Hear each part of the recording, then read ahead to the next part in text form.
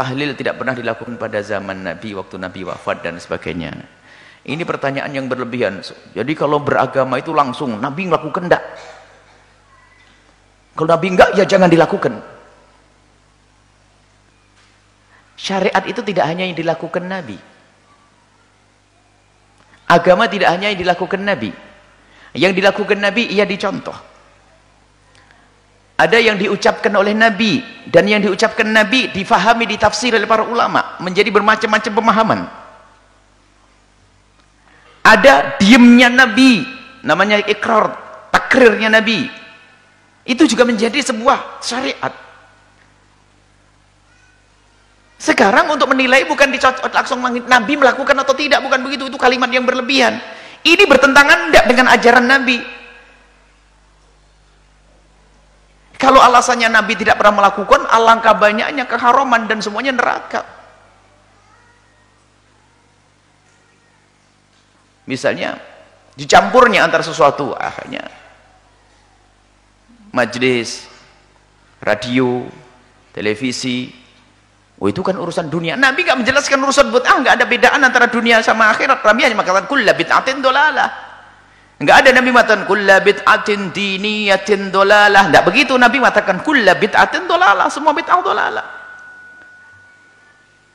Ini permasalahan seseorang dikit-dikit langsung yang tidak dilakukan Nabi, maka Nabi sampai berani berlebihan. Kaidah ini bermasalah. Adzan 2 di hari Jumat ini adalah dilakukan sahabat Nabi. Dari Sayyidina Utsman dan sahabat semuanya melakukan adzan 2 dan punya tujuan. Apakah berani berkata zaman Nabi saja nggak ada adzan 2? Lihat, yang nggak mau adzan 2 biasanya pakai perekam. Nabi saja tidak melakukan. Dia tidak sadar waktu dia ngomong begitu telah mencaci Sayyidina Utsman adalah melakukan kesalahan besar, karena Sayyidina Utsman mengadakan apa? Adzan 2. Sholat tarawih dengan seperti yang Anda lakukan itu adalah dikumpulkan Sayyidina Umar bin Khattab. Tapi kenapa kok Sayyidina Umar tidak dikatakan bid'ah?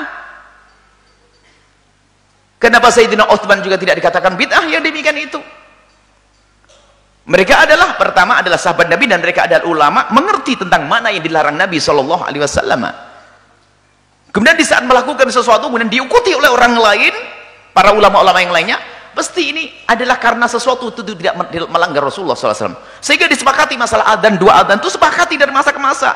Sekarang ada orang muncul akhir zaman seolah lebih hebat daripada Sayyidina Utsman, lalu pengen mengembalikan kepada Rasulullah adzan 1. Kalau Anda tidak adzan pun sholat Jumat tetap sah kok Jumatan Anda.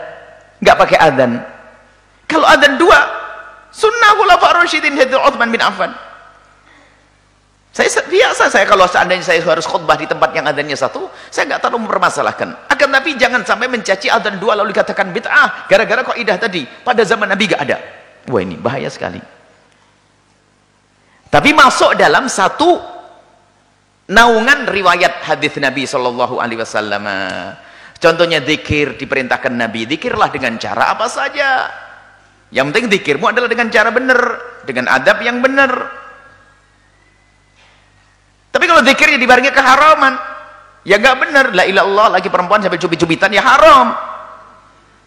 Kalau zikir kumpul kemudian bersama, haram. Tahu yang rasanya Nabi pun tidak mengajarkan zikir bareng-bareng. Innalillah. Kan Nabi sudah nyuruh berzikir banyak. Jadi gara-gara pertanyaan seperti tadi itu, kami yakin bukan pertanyaan ibu sendiri, dari orang yang sok. Jadi Nabi tidak coba. Pernah ada tahlilan? Pernah ada tawasulan? Terus apa lagi? Pernah ada selamatan? Dan seterusnya. Sekarang tanyakan tahlilan itu apa? Anda faham atau tidak tahlilan itu apa? Tahlilan adalah kandungan di dalamnya adalah doa. Kemudian tahlilan itu dibahas oleh para ulama, bukan Anda, bukan dia yang bertanya. Makanya orang yang mempertanyakan tentang tahlilan itu menunjukkan, mohon maaf, ketidakmengertian dia tentang ilmunya para ulama. Tahlilan itu ada judulnya khusus di dalam bab fikih, bukan tahlilan. Tahlilan itu kelihatannya spesial negeri kita ini. Tahlilan karena ada la ilaha illallah namanya tahlilan. Sebenarnya tahlilan itu sudah masuk dalam. Makanya aneh sekali kalau orang itu mengatakan begitu.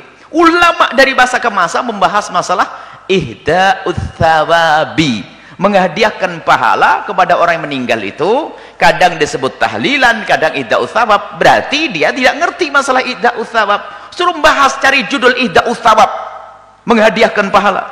Bahkan orang yang sangat diagungkan oleh orang yang anti tahlil, imam mereka memperkenankan dengan terang-terangan. Memperkenankan, berarti dia seolah-olah lebih hebat dari gurunya itu. Dia orang, mohon maaf, dia perlu diobati, dia sakit. Jadi pembahasannya tahlilan bukan begitu, menghadiahkan pahala. Lah ini ada ndak? Bagaimana pendidikan yang diambil dari Nabi? Orang satu amalan tapi pahalanya untuk orang lain. Ada ndak contoh dari Nabi? Apakah Nabi mengizinkannya? Kalau sudah ulama jumhur sudah mengatakan boleh, pasti ada riwayat yang dinukil dari Nabi. Ternyata mereka mendatangkan riwayat. Termasuk seorang perempuan mengatakan, bapakku pernah bernadar mau haji, bagaimana? Apakah boleh aku hajikan? Yang haji dia, tapi pahalanya untuk bapaknya. Sehingga yang lainnya disamakan, banyak kisah panjang. Jadi permasalahannya adalah dengan pertanyaan itu seolah-olah dia lebih tahu tentang Nabi SAW. Tahu Nabi, jadi seolah-olah hukum itu hanya diambil daripada pekerjaan Nabi, omongan Nabi saja. Jadi pemahaman ulama sudah tidak berguna lagi. Pemahaman ulama itu luas. Bagaimana ulama memahami teks satu hadis. Kalau satu permasalahan akan didatangkan semua riwayat-riwayat hadis yang ada sangkut pautnya dengan permasalahan itu, dikumpulin dulu, dikumpulin dari Quran, dikumpulin hadis Nabi, dikumpulin, baru disimpulkan. Makanya kalau orang tiba-tiba mengambil satu hadis langsung dipakai, ini bisa perang terus dengan saudaranya. Kayak ketemu tadi hadis itu, manjara izarahu ma'asfala al-ka'baini fahuwa finnar, yang di bawah telap mata kaki di neraka. Baca itu toh langsung neraka. Loh, Abu Bakar di neraka dong, bajunya turun di bawah mata kaki. Loh kan? Nggak sadar. Karena ada riwayat yang lainnya. Jadi yang diperkenankan itu bukan harus sesuatu yang memang pernah dilakukan Nabi. Tapi Nabi secara umum mengizinkan. Coba, kalau di dalam tahlilan itu apa sih di dalamnya? Di dalamnya adalah bagaimana biasakanlah kamu itu untuk bisa memberikan sedekah. Sedekah itu pasti diterima. Kemudian berdoa. Kemudian kamu pertemukan saudara agar tidak terjadi berantem, berkumpul, silaturahim di situ. Kemudian setelah itu ada tausiah di dalamnya. Kemudian ada ihda'us tsawab, menghadiahkan pahala. Mana yang haram? Oh, ini adalah namanya bid'ahnya bukan bid'ah yang ini, tapi ada idhofiyah. Ini mulai mengarang lagi. Jadi kayak mencari-cari. Pokoknya kalau tidak masuk neraka nggak boleh. Kalau tidak masuk di sini, jarum di sini. Ini adalah orang sakit yang dia tuh sebetulnya, naudzubillah ya, yang mengatakan anti tahlil dan semuanya, ternyata dia telah berantem dengan gurunya sendiri. Uniknya, sudah begitu seolah menjelekkan, itu bid'ah. Sampai saya kemarin ada orang beri kabar, kok masih ada ya orang bahas begitu, kunut katanya bid'ah, ajib, dengan tegasnya. Ada video kecil yang dibagi, ajib, kunut bid'ah. Imam-imam mereka saja sudah mengatakan nggak apa-apa, kok kunut? Ini hanya khilaf di antara madhab. Jadi memang kedangkalan ilmu seseorang. Makanya yang tiba-tiba mengatakan bid'ahnya kunut, itu biasanya satu paket yang serta-merta mengatakan bid'ahnya tahlilan ini, dan dia tuh sudah berlawanan dengan guru-guru mereka sendiri. Karena itu bukan ilmu dia, hawa nafsu dia. Hawa nafsu. Allahu a'lam bishawab. Jangan dosa dengan hawa nafsu. Jadi tahlilan itu isinya apa? Apakah diajarkan Nabi? Masalah dilakukan di depan Nabi atau tidak? Ini bukan sesuatu harus, sesuatu kebaikan yang ada hari ini tidak harus pernah dilakukan pada zaman Nabi. Tapi mungkin Nabi mengisyaratkan, Nabi memerintahkan terang-terangan, atau Nabi mengisyaratkan dalam satu dalil umum, bisa. Kalau Nabi mengatakan, hendaknya kalau kamu mendapatkan nikmat, syukuran. Lah kok syukuran haji jadi bid'ah itu gimana? Nikmat kan orang bisa haji. Bid'ah. Karena Nabi tidak mengajarkan syukuran haji. Walah, habis semuanya. Tentunya pindah rumah syukuran. Bid'ah. Ajib, orang pindah rumah biar dibacain doa tetangganya. Bid'ah. Aneh bener, syukuran rumah saja kok bid'ah. Itu ada apa ini? Sudah dicetak lidahnya, ini lidahnya itu bengkoknya bid'ah begitu itu. Nasib itu orang. Na'udzubillah. Semoga Allah mengampuninya dan berikan hidayah kepadanya. Selesai, wallahu a'lam bishawab. Jadi untuk masalah tawassul, tahlil, kita punya pembahasan dan sudah ada videonya. Kita ada membahas tentang tahlil. Kita juga pernah dialog dengan mereka.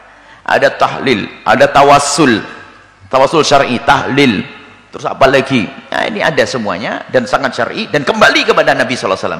Artinya tidak bertentangan, bahkan masuk di dalam ajaran Nabi SAW. Wallahu a'lam bishawab. Urusan tahlil dalam bahasa fikih adalah ihda'us tsawab. menghadiahkan pahala. Dalam bahasa syariat adalah ihda'us thawab, menghadiahkan pahala. Membaca Al-Quran, ada zikir, kemudian kita hadiahkan pahalanya untuk orang meninggal dunia. Ini perbedaan ulama dalam hal ini. Kebanyakan mengatakan nyampe. Dinukil dari Imam Syafi'i tidak nyampe. Tapi dijelaskan oleh muridnya tidak nyampe kalau tidak dialamatkan. Kesimpulannya akan menjadi sepakat bahwasanya menghadiahkan pahala adalah bukan sesuatu yang batil. Hanya permasalahan nyampe atau tidak nyampe. Bukan bid'ah atau tidak bid'ah. Jadi tahlilan itu yang menghadiahkan pahala. Perbedaan antara ulama bukan bid'ah dan bukan bid'ah, akan tapi nyampe atau tidak nyampe. Tapi dilapangkan menjadi bid'ah dan tidak bid'ah. Ini adalah permasalahan yang bahaya sekali ini. Bukan bid'ah dikatakan bid'ah. Baik. Kemudian, adapun caranya bebas. Orang bisa membuat cara masing-masing. Selama ini kebaca qul huwallahu ahad, qul huwallahu binnas, kemudian surat Fatihah, alif lam mim, ayat kursi, amanar rasul. Ya hadiahkan untuk meninggal dunia, sah. Kalau Anda pengen satu Quran hatam, boleh. Intinya amal baik, lalu kita hadiahkan pada orang meninggal dunia. Selesai. Hadrinya pun bebas. Hari ini nggak ada harinya orang Hindu, hari orang tidak ada. Hari tanggal pertama hari kita juga. Hari ketiga hari kita punya. Kemudian kok ada kesamaan dengan orang Hindu? Tidak semua kesamaan itu meniru kok. Semua kesamaan tidak bukan berarti meniru. Kita dalam hitungan hari-hari kita ada maknanya kok. 3 hari kita perlu fitir 1, 3, 7 itu ada makna. Kalau masalah hari ada, tidak semerta-merta kita niru orang Hindu. Bisa saja itu masalah adat, kebiasaan. 40 hari Sayyidina Musa adalah 40 hari di saat itu. Kisah Sayyidina 40 hari. Jadi masalah hari itu semua milik kita. Adapun tuduhan bahwa orang tahlilan itu niru orang Hindu. Karena di Indonesia dulu masalah Hindu, kita di Hadramut sana juga ada orang hari 3 hari nggak pernah kenal Hindu di sana. Jadi jangan langsung dihubungkan mentang-mentang ada kesamaan. Tidak semua kesamaan itu saling meniru, tidak. Kemudian yang jelas manfaatnya adalah tradisi itu adat. Jadi masalah hari 3, 7, kemudian 40, 100 itu kebiasaan. Jadi untuk silaturahmi lagi itu nggak usah pakai undangan. Jadi langsung hari ketiga. Kalau Anda nggak mau hari ketiga, lah ini kadang-kadang orang bermasalahkan ini sebetulnya ini kebetulan kita menulis masalah ihda'us thawab atau tahlil, bisa dibaca dan bisa disebar bahwasanya orang-orang yang hanya ingin mencari kesalahan. Setelah didatangkan hujjah menghadiahkan pahala itu benar, lalu bukan itu permasalahannya. Permasalahannya apa? Permasalahannya kenapa kayak hitungan 1, 3, 7? Oh, permasalahan itu baik. Kalau saya rubah menjadi 1, 16, 20 mau kamu ikut? Ya nggak mau, dia permasalahannya dia tuh pengen mencari kesalahan memang. Hati busuk, nggak boleh begitu tuh. Coba yang mengingkari hari 1, 3, dan 7, mau enggak kalau kita ganti 1, 4, dan 8? Ikut enggak dia? Ini bukan urusan hari, urusan kebencian. Saya enggak pernah belajar ilmu Hindu dan sebagainya, kita enggak pernah ini. Hanya kebiasaan di kampung kita. Ada sebagian tempat hanya sampai 3 hari, enggak sampai 7 hari. Ada yang 1 hari cukup, enggak ada masalah kok. Jadi ya? Jadi jangan ada hubungan gitu. Jadi nggak ada itu. Kalau katanya meniru orang Hindu, kalau meniru hari selain hari 1, 2, 3, 4, 5, 6, 7, apalagi hari yang bisa kita ikuti nanti? Yang jelas kita tidak meniru mereka. Mereka kan juga membuat sajian-sajian. Mereka sajen, kita adalah hidangan makanan sedekah. Bukan sajen, bukan. Kita sedekah, selesai sedekah pada orang yang saudara sanak kerabat. Wow, ini masalahnya memberi makan ke orang lain.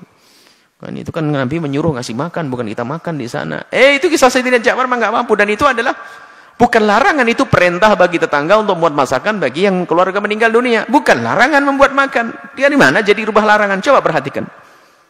Isna'u li ali Ja'far at-ta'am, buatlah makanan untuk keluarga Ja'far. Sayyidina Ja'far fakir keluarganya. Dibuatkan makanan, dikirim ke rumahnya biar senang di hari itu karena berduka. Ini perintah tetangga untuk memperhatikan, bukan larangan orang yang punya rumah buat makanan. Kenapa jadi berubah semuanya? Kalau ada orang tidak tahlilan, insya Allah diampuni oleh Allah, selesai. Tapi kenapa menjadikan tahlilan bid'ah, mencaci dan sebagainya? Ada apa itu semuanya? Dihubung-hubungkan dengan orang Yahudi semua ya, orang Hindu, Buddha. Aduh, Masya Allah. Kok gampang banget kita menyamakan orang dengan orang-orang Hindu? Kita bahas dengan rinci, coba yang pengen tahu detailnya bahas itu. Kita bahas tentang apa itu masalah ihda'us thawab, berkumpul membuat makanan, masalah 3 hari, kemudian ada beberapa hal itu ada. Kita tidak enterahkan. Semoga Allah melembutkan hati kita agar kita tidak mudah mencaci siapapun, merendahkan siapapun, dan semoga Allah menunjukkan kepada kita kebenaran sebagai kebenaran untuk kita ikuti dan kebatilan sebagai kebatilan untuk kita tinggalkan. Wallahu a'lam. Tahlilan itu apa sih? Tahlilan itu menghadiahkan pahala kepada orang yang meninggal dunia. Sebetulnya orang itu tidak boleh berhujjah dengan hawa nafsu. Baik, orang yang mengatakan tahlilan tidak dilakukan oleh Imam Syafi'i. Kalau memang saya ketemu dengan orang tersebut yang mengatakan tidak boleh tahlilan, siapa? Imam Syafi'i. Baik, kenapa kamu hanya menyebut Imam Syafi'i saja? Yang lain bagaimana? Misalnya, anggap saja Imam Syafi'i tidak memperkenankan menghadiahkan pahala, tapi imam yang lain bagaimana? Kan imam kita banyak. Kenapa harus kamu katakan bid'ah yang tidak dilakukan Imam Syafi'i? Memang dinukil bahwasanya menghadiahkan pahala menurut ulama 4 madhab, 3 madhab nyampe. Kecuali yang dinukil dari Imam Syafi'i. Jadi Imam Syafi'i mengatakan ihda'u thawab, menghadiahkan pahala tidak nyampe. Ihda'u thawab itu istilah fikih yang ada. Ihda'u thawab adalah tahlil. Tahlil itu istilah yang sudah dilokalkan, istilah tahlilan karena banyak la ilallah, la ilallah. Artinya tahlilan itu adalah menghadiahkan pahala kepada orang yang telah meninggal dunia dari apa yang kita baca. Dan menghadiahkan pahala ini ulama berbeda pendapat. Jumhur ulama dari madhab Maliki, Syafi'i, Hambali mengatakan Pak itu nyampe. Dinukil dari Imam Syafi'i tidak nyampe. Satu yang harus kita pahami, ulama berbeda masalah nyampe atau tidak nyampe, bukan bid'ah atau tidak bid'ah. Kenapa kok jadi berubah bid'ah menjadi bid'ah dan tidak bid'ah? Itu hanya perbincangan di antara ulama, nyampe atau tidak nyampe. Kalau Anda meyakini tidak nyampe, ya sudah, Anda jangan lakukan. Akan tapi ulama tidak mengatakan bid'ah itu. Imam Syafi'i pun yang dinukil dari Imam Syafi'i itu tidak mengatakan bid'ah Imam Syafi'i.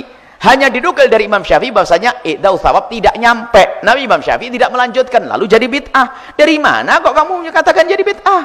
Satu. Kemudian yang bisa menjelaskan adalah murid Imam Syafi'i. Sehingga jumhur ulama Syafi'iyah mengatakan nyampe. Sehingga pada akhirnya 4 madhab bersepakat.